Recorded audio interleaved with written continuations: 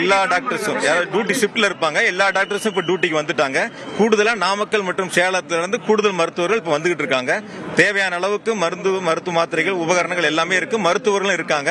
பாதிக்கப்பட்டவங்களுக்கு தகுந்த சிகிச்சை மிக வேகமாக வழங்கப்பட்டு வருகின்றன. தனியார் மருத்துவமனையில சிகிச்சை பெற்றுட்டு இருக்காங்க. அவங்களை எப்படி கண்காணிக்கிறதுக்கு அவங்களுக்கு நான் தனியார் மருத்துவமனைக்கு நாங்களே போய் நேரில் பார்த்தோம். அங்க டாக்டரையும் சந்திச்சோம். அங்க இருக்க மருத்துவர்களும் சிகிச்சை அளிச்சுக்கிட்டு இருக்காங்க. அவங்களையும் பார்த்து அவங்ககிட்ட சொல்லிட்டு வந்திருக்கோம். எந்த சிகிச்சைகள் இருந்தாலும் சரி தனியார் மருத்துவமனை அனுமதிக்கப்பட்டவங்களுக்கு அவங்ககிட்ட எதுவும் கட்டணம்லாம் வாங்காதீங்க, நாங்க பாத்துக்கிறோம் சொல்லியிருக்கிறோம். இந்த தகுந்த சிகிச்சை கொடுத்துட்டு இருக்காங்க. உயர் சிகிச்சை தான் கொடுக்குறாங்க. முதலமைச்சர் தான் உத்தரவிட்டாங்க. மாவட்ட ஆட்சியர், காவல்துறை அதிகாரிகள் நேரில் இருந்து அவங்களுக்கு தேவையான அனைத்து உதவிகளையும் செய்யணும், உயர் சிகிச்சை கொடுக்கணும் அப்படிங்கிறது முதலமைச்சருடைய ஆணை. குழந்தைகள் நிறைய பேர் இருக்கிறத பார்க்க முடியுது. அவங்களுக்கு சிறப்பு சிகிச்சைக்கு எல்லாத்துக்குமே தனித்தனியா சிகிச்சை. எல்லா சம்பந்தப்பட்ட குழந்தைகள் சம்பந்தப்பட்ட மருத்துவர்களும் இப்ப பணியில் இருக்காங்க. முழுவதுமா மருத்துவக் கல்லூரி சேர்ந்திருக்கக்கூடிய அனைத்து மருத்துவர்களும் இப்ப பணிக்கு திரும்பி இருக்காங்க. சிகிச்சையில இருக்காங்க. இப்ப இறந்தவங்க குழந்தைங்க பெண்கள் இருக்காங்க. மொத்தம் 31 பேர் இருந்திருக்காங்க சார். அதுல கொஞ்சம் குழந்தைகளும் இருக்காங்க, பெண்கள் இருக்காங்க. அதனால இப்ப அது சம்பந்தம் இப்ப பாத்துட்டு இருக்கோம். ஏன்னா தொடர்ந்து இப்ப சிகிச்சை கொடுத்துட்டு இருக்காங்க. எந்தவித மீண்டும் கூடுதலாக எந்தவித உயிர் சேதம் ஏற்படாத அளவிற்கு. கரூர் மருத்துவமனையில் முன்னாள் அமைச்சர் செந்தில் பாலாஜி செய்தியாளர்களை சந்தித்த காட்சிகளை பார்த்தோம். கரூர் சம்பவத்திற்காக பிரதமர் நரேந்திர மோடி இரங்கல் தெரிவித்திருக்கிறார்.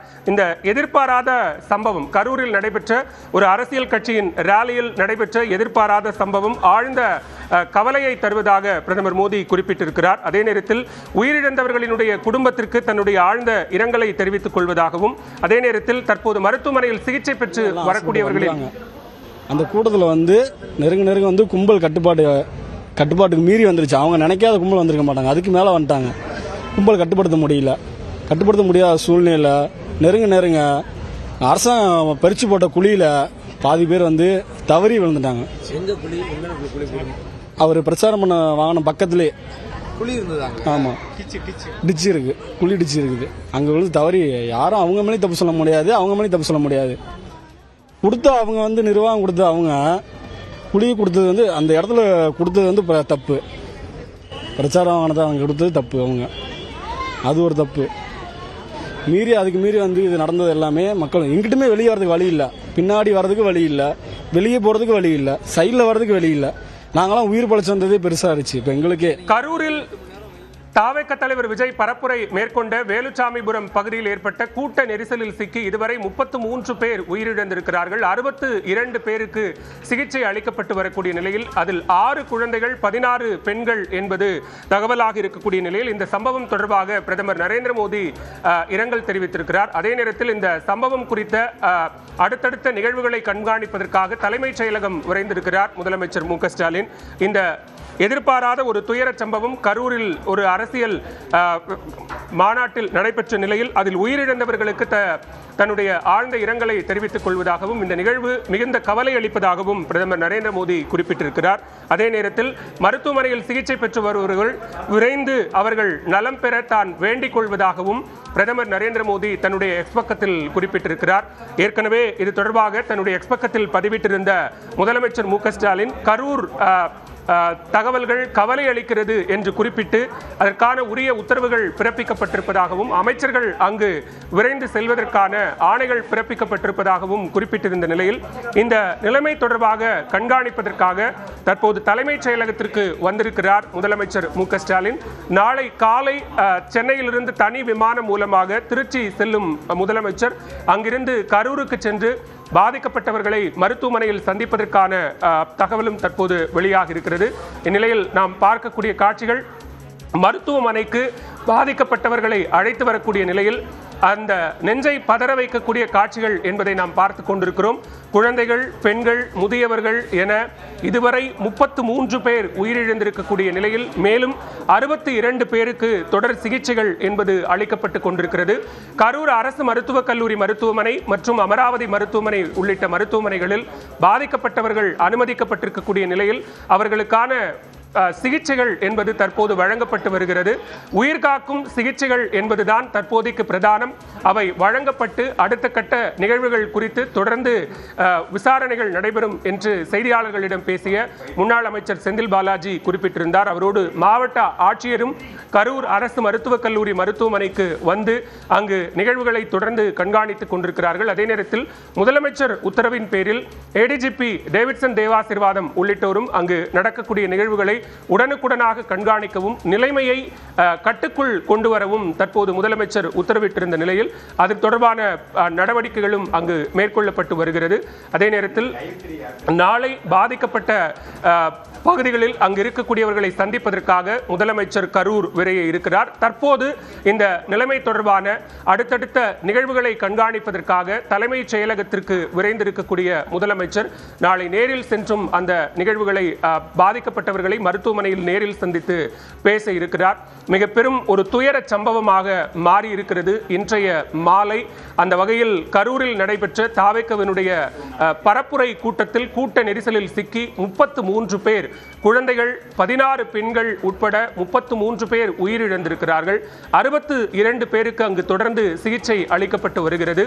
இந்த கரூரில் ஏற்பட்ட இந்த நெரிசல் பலி என்பது மிகுந்த கவலை அளிப்பதாகவும் அதே நேரத்தில் உயிரிழந்தவர்களினுடைய குடும்பங்களுக்கு தன்னுடைய ஆழ்ந்த இரங்கலை தெரிவித்துக் கொள்வதாகவும் மருத்துவமனையில் சிகிச்சை பெற்று வருபவர்கள் விரைந்து நலம் பெற வேண்டும் என்றும் பிரதமர் நரேந்திர மோடி தன்னுடைய எக்ஸ் பக்கத்தில் தெரிவித்திருக்கிறார். இந்நிலையில் இது குறித்து முதலமைச்சர் ஏற்கனவே சுகாதாரத்துறை அமைச்சர் மா சுப்பிரமணியன் மற்றும் பள்ளிக்கல்வித்துறை அமைச்சர் அன்பில் மகேஷ் ஆகியோரை சம்பவ இடத்திற்கு விரைந்து சென்று நிலைமைகளை கண்காணிக்கும்படி உத்தரவிட்டிருக்கிறார். நம்மோடு தொலைபேசி வாயிலாக பேசிய சுகாதாரத்துறை அமைச்சர் மா சுப்பிரமணியன் உயிரிழந்தவர்களினுடைய அந்த எண்ணிக்கைகளை பகிர்ந்து கொண்டார். அதே நேரத்தில் தேவையான மருத்துவ குழுக்கள், அதற்கான உரிய ஏற்பாடுகள் என்பது தொடர்ந்து செய்யப்பட்டிருப்பதாகவும் அது மட்டுமில்லாமல் சிகிச்சை பெற்று வருபவர்களுக்கு கூடுதல் சிகிச்சைகளை அளிப்பதற்கான அனைத்து ஏற்பாடுகளும் செய்யப்பட்டிருப்பதாகவும் நம்மோடு பேசிய சுகாதாரத்துறை அமைச்சர் மா சுப்பிரமணியன் தெரிவித்திருந்தார். தொடர்ந்து களத்தில் இருந்து இணைகிறார் நம்முடைய சிறப்பு செய்தியாளர் வெற்றி. தற்போதைய சூழல் அப்படிங்கிறது என்னவா இருக்கு? ஏன்னா பலி எண்ணிக்கை 33 அப்படிங்கிற எண்ணிக்கையை தொட்டு இருக்கிறது.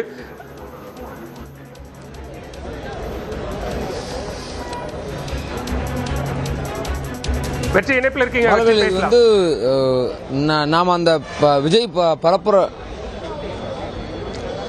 அந்த பரப்புரை நடந்துகிட்டு இருக்கும்போது நாம மேல இருந்து கண்ணால அவ்வளவும் பார்த்துட்டு இருக்கிறோம். கண்ணு வைக்கிற நேரத்துக்குள்ள அந்த அங்க இருக்கக்கூடிய கூட்டம் வந்து கூட்டத்துக்கு நடுவில் அந்த வாகனங்கள்ல போலீசார் வந்து அவங்களுக்கு வழி ஏற்படுத்தி கொண்டு வரும்போது நம்மளால அந்த அசம்பாவிதம் நடக்க போறதை உணர முடிஞ்சது. அது தொடர்ச்சியா இவ்வளவு பெரிய அளவுக்கு நடக்கும்னு அந்த இடத்துல அடுத்தடுத்து மயங்கி விழுகவும் விஜய் அந்த இடத்துல தான் அங்கிருந்து வாட்டர் பாட்டில் எல்லாம் தூக்கி போடுறாரு. அவ்வளவு பேர் மயங்கி விழுகிறாங்க. அவர் வாகனத்துக்கு பக்கத்திலேயே 4-5 பேர் மயங்கி விழுந்தோடனே தான் அதை போடுறாரு. போட்டதுக்கு அப்புறம் தான் தெரியுது அவங்களுடைய வாகனம் நகரும் போது ஆம்புலன்ஸுகள் சாரசாரியா அவ்வளவு ஆம்புலன்ஸ் வந்து 40-50 பேர் மேல தூக்கிட்டு வராங்க. அப்போ முழுமையான எண்ணிக்கை அப்படிங்கிறது தெரிய வருது. 70க்கும் மேற்பட்டோரை வந்து அழைச்சிட்டு வந்திருக்காங்க மயங்கி விழுந்து. அதுல வந்து இந்த அமராவதி மருத்துவமனையில் மட்டும் 32 பேருக்கு மேல அனுமதிக்கப்பட்டதுல 11 பேர், அதுல 1.5 வயசு குழந்தையும் அதுல ஒரு உயிரிழந்திருக்கு. அப்படிங்கிறது பெரிய பரிதாபமோ. 6 வயசு குழந்தை ஒன்று உயிரிழந்திருக்கு. எவ்வளவு தூரம் சொல்லி பார்த்திருப்பாங்க, குழந்தைங்களை கூட்டு வராதிங்க, இந்த இடங்களை கூட்டு வராங்க, எவ்வளவு சொல்ல அது எல்லாம் மீறப்பட்டதனுடைய ஒரு துயரம் குழந்தையை பலி கொடுத்தது அப்படிங்கிறது. இங்கிருந்து உயிரிழந்த 11 பேருடைய உடலும் அரசு மருத்துவமனைக்கு அனுப்பப்பட்டிருக்கு.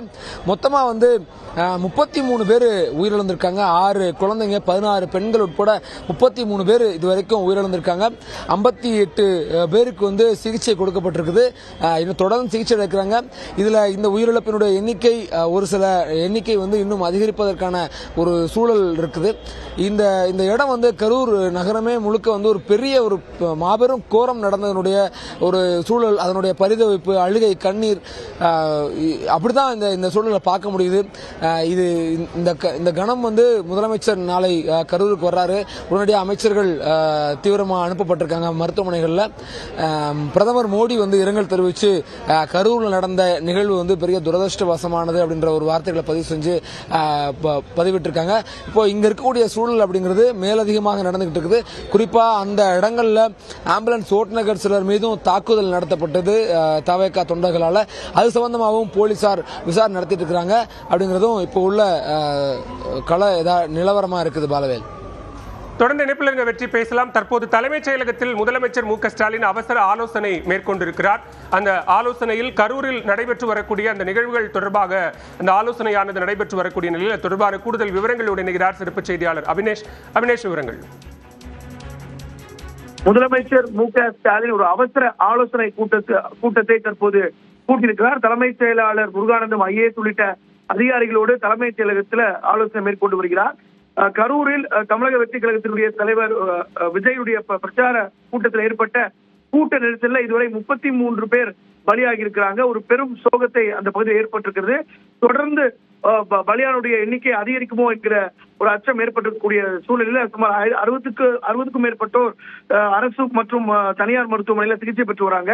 இந்த நிலையில தலைமைச் செயலாளர் உள்ளிட்ட அதிகாரிகளோடு முதலமைச்சர் மு க ஸ்டாலின் தலைமைச் செயலகத்தில் ஆலோசனை மேற்கொண்டு வருகிறார்.